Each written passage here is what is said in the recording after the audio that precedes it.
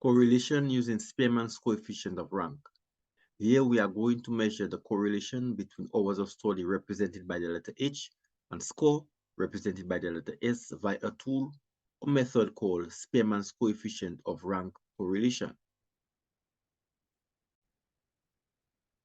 We will obtain a descriptive measure, which is a statistic with a value that will be between -1 and +1 inclusive, as indicated in the following scale. So if you get 0, that means no correlation. If you get a -1, that's perfect negative. If you get a +1, that's perfect positive. If you get a value between 0 and 0.5, that's weak positive. Between 0.5 and 1, that's strong positive. If you get a number between 0 and -0.5, that's weak negative. And a number between -0.5 and -1, that is strong negative. So here's the table containing the data values for the variables hours of study per week and score. So it's a two variable analysis. How does hours affect score? We are going to be using this formula, and as you can see, this formula contains sigma. Always remember, sigma is the operation that is done finally according to the rules of operation: bed mass, B for bracket, E for exponent, D for divide, M for multiply, and we put T for takeaway, which is another word for subtract. But because subtract and sum starting with S, and I would like to use sigma for sum, so therefore I use T for takeaway. So always sum last. An idea just come to me. Why not use our English S for subtract and the Greek S for sum?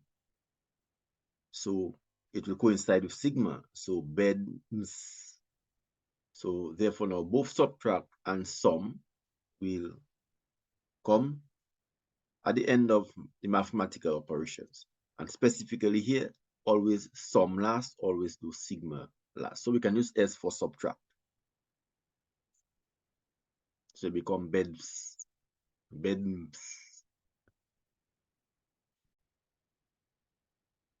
So here's the formula according to Spearman's. This first symbol there is represent the relationship symbol. It's a Greek letter called rho. So it's the Greek letter to represent this song rho for relationship. Spearman's could not use our English R because another mathematician called Pearson used it already. So he had to go to the Greek alphabet and use the similar letter for the rho song, which is rho. So this is relationship. N for the number of individuals interviewed, that's the sample size, and D for the difference between the ranks.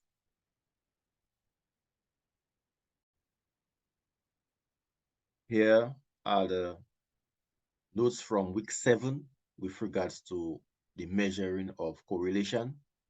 And here are the steps for the Spearman's coefficient of rank correlation. On this side, these are the data values that we are going to use.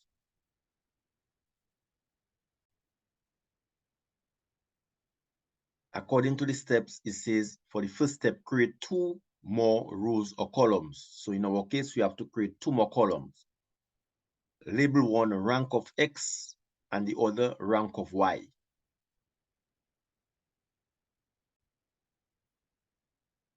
Step number 3, the highest value is given a rank of 1. The second highest, a rank of 2, and so forth. So we have to rank X independently and Y independently. X will be hours and score will be Y. So when we look at the values of hours, which is the X variable, the highest value is 51. So 51 has to get a rank of 1. It's like it come out first. And the second highest is a rank of 2, which will be 40. So like it come out second.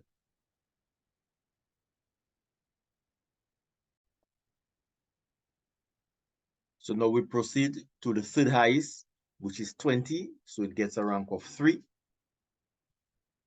And The fourth highest is actually 15. It gets a rank of 4. And the fifth highest is 12. It gets a rank of 5. Now there are 2 tens. This is done for both sets of data. A tie is when 2 same values are given the same rank when ranking a particular variable. So we have to give the 2 tens the same rank, which is 6. Now we have to repeat this for scores, which is y. So we have to look at the scores and see which one is the highest. It must give a rank of 1, which is 95, gets a rank of 1. Then we have 85, 85 gets a rank of 2. Then we have 60, 60 gets a rank of 3. Then we have 49, no, 50, 50, 50 gets a rank of 4. And then we go to 49, and there is a tie in 49. So then we give both 49s a rank of 5. And then we have 45. 45 gets a rank of 6.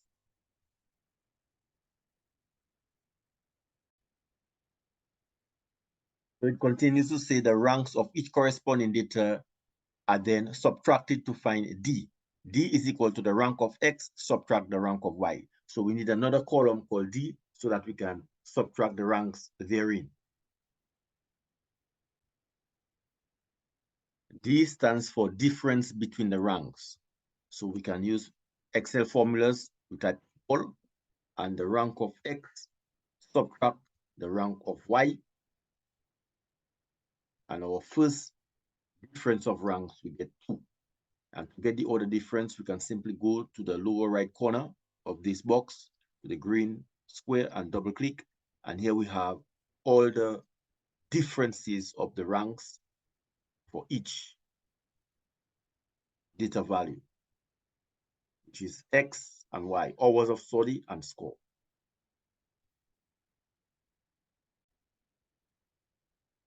So for step 6, it says all the values of D are then squared to find D squared. So we need to create another column called D squared so that we can square the differences between the ranks. We can square D. So now we type equal and we open a bracket. We can just click on the first D, close the bracket, which is in 2, and raise to the power of 2.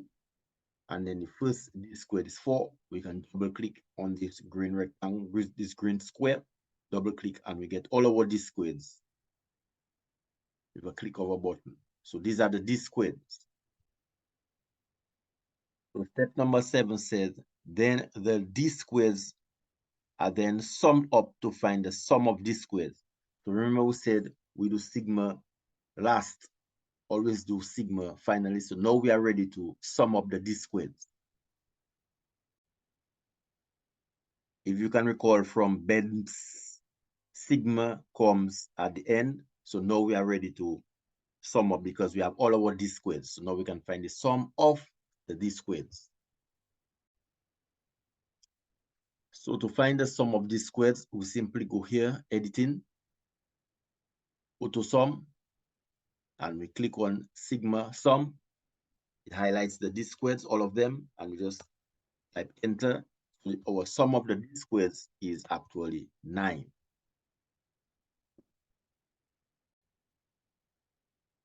So step number 8 says the value of the sum of these squares is then inserted into the Spearman's coefficient of rank correlation formula. Here it is, rho is equal to 1 minus the sum of 6 times the sum of this squared. Here it is, and we got 9, n times n squared minus 1. So let's go to the formula with 9 as the sum of this squared. Also, we have to take into consideration n is the sample size, the number, n is the number of pairs, and here they are, starting with 10 and 50. So that's 1, 2, 3, 4, 5, 6, 7. So n is actually 7, and the sum of these squares is 9.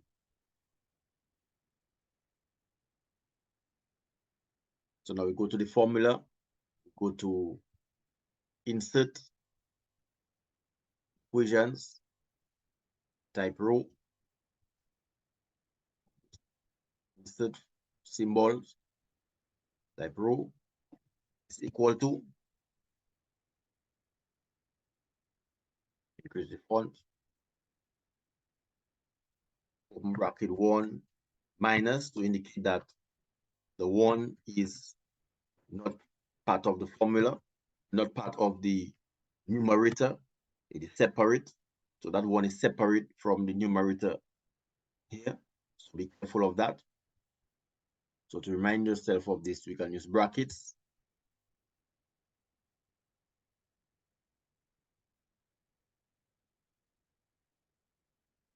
And here we've got 6 times the sum of these squared. Remember, we got the sum of these squared to be 9, and n is 7. So it's 6 times 9 divided by 7, open bracket, 7 squared, subtract 1, close bracket. And then we've got to calculate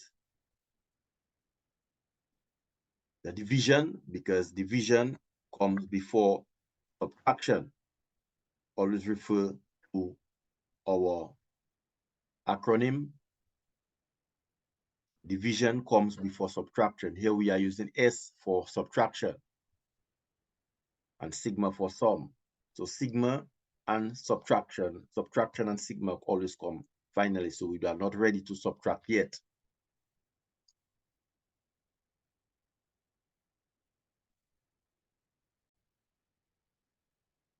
So 6 nines are 54, and 7 squared is equal to 49. Now we've got to do what is inside of the bracket first. 49 minus 1, we're supposed to get 48. In this bracket here, this little bracket, do what's inside it first before we multiply by 7. Brackets comes before multiplication. So in the denominator, we must do what is in the bracket first before we multiply. So we have to do what is 49 minus 1 before we multiply by 7. 49 minus 1 is 48. So therefore now we are ready to multiply 7 times 48 to get our new denominator.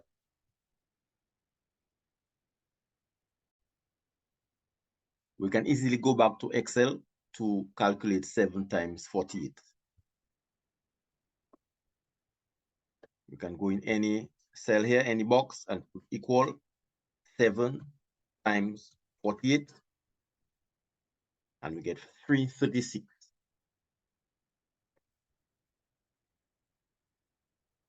So here we have 336. And we have to divide. Remember, division comes before subtraction. We still have to divide before we can subtract. To divide 54 by 336, we can use Excel for that. So we can just type equal 54 divided by 336. So we can just type, click in A11, type enter. That's 0.1607. So here we have 0.1607. And now we are ready to subtract. And we can go back to Excel, do that subtraction. 1 minus 0.1607.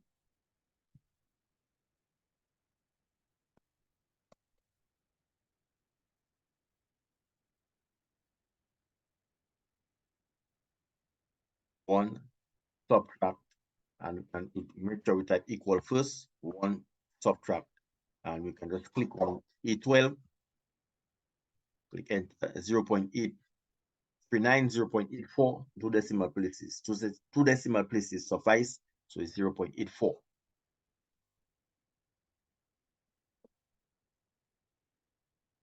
And 0.84, we can go back to our scale and conclude that there is a strong positive correlation according to the data between hours of study and score, because 0.84 comes between 0.5 and 1. So you can conclude that there is a strong positive correlation between hours of study and score according to the data value. Therefore, according to these 2 samples of data values, there is a strong positive correlation between hours of study and score. In other words, the more time spent studying, the most likely that your score will increase according to these data values.